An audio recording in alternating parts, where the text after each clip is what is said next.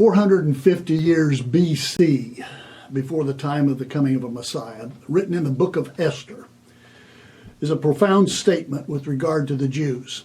It was made by Haman, who was the quintessential Jew hater, and he was made to King Xerxes. I want to read the statement.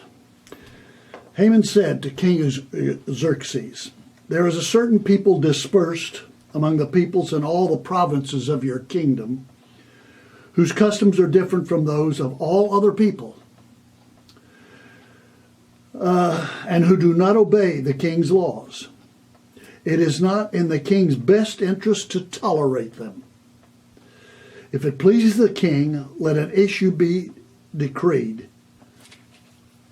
that they be destroyed." Now that is as I would say, a quintessential statement of anti-Semitism. And it's as valid today as the day it was made. Anti-Semitism has changed somewhat. There was a time when it was directed toward the Jewish people and toward Jewish religion. It's more directed toward the state of Israel today.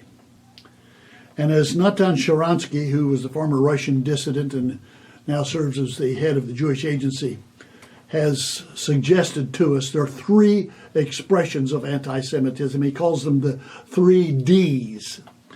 The first D is the test of demonization.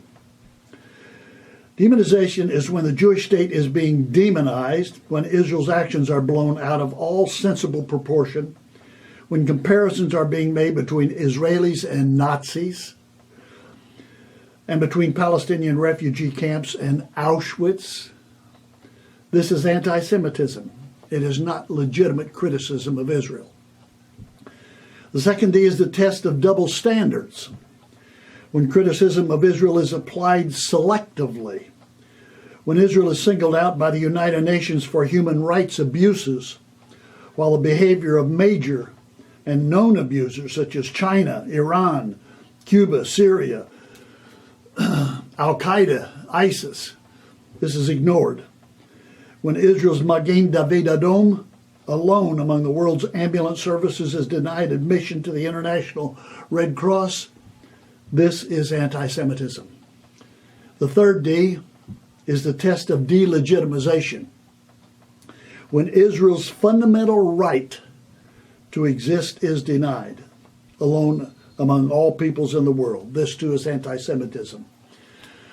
You should know, maybe you do know, that Senator Marco Rubio has put forth an amendment to the deal that the Obama administration wants to make with Iran concerning their nuclear aspirations.